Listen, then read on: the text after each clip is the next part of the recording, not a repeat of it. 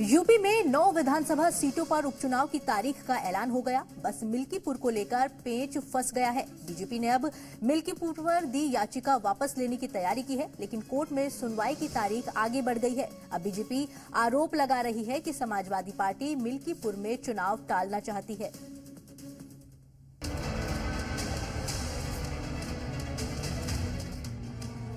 मिल्कीपुर का चुनाव उनके अपने सर्वे में वो हार रहे थे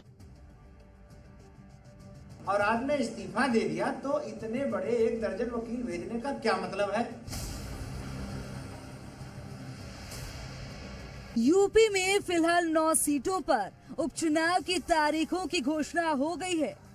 एक सीट मिल्कीपुर पर पेंच फंसा था। इस पेंच को सुलझाने के लिए बीजेपी नेता गोरखनाथ बाबा कोर्ट में दायर अपनी याचिका वापस लेने की अपील करने गए, लेकिन अब आरोप लग रहे हैं कि खुद समाजवादी पार्टी ही नहीं चाहती कि मिल्कीपुर में चुनाव हो। इसके लिए याचिका वापस लेने का विरोध करने के लिए वकीलों की फौज को कोर्ट में उतार दिया है। कहीं न कहीं समाजवादी पार्टी चुनाव को लेट कराना चाहती है और वो काफी डर गई है।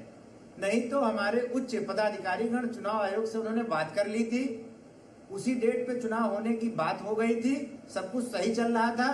पर जो पेच आज समाजवादी द्वारा फंसाया गया, ये काफी दुर्भाग्यपूर्ण रहा, निंदनीय रहा।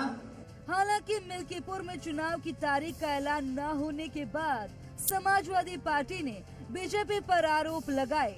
अखिलेश यादव ने तो यहाँ तक कह दिया कि हार के डर से बीजेपी ने मिल्कीपुर में चुनाव को टाल दिया है। मिल्कीपुर का चुनाव उनके अपने सर्वे में वो हार रहे थे, अब अधिकारी हटा दिए और उसके बाद कई बार मुख्यमंत्री जी गए, तो उसके बाद उन्हें इंटरनल सर्वे में वो हार रहे थे, हार चुके थे, इसीलिए उन्होंने चुनाव टाला। एक तरफ गोरखनाथ बाबा समाजवादी पार्टी पर आरोप लगा रहे हैं, तो वहीं अखिलेश यादव बीजेपी पर मिल्कीपुर में चुनाव न होने का ठीकरा फोड़ रहे हैं।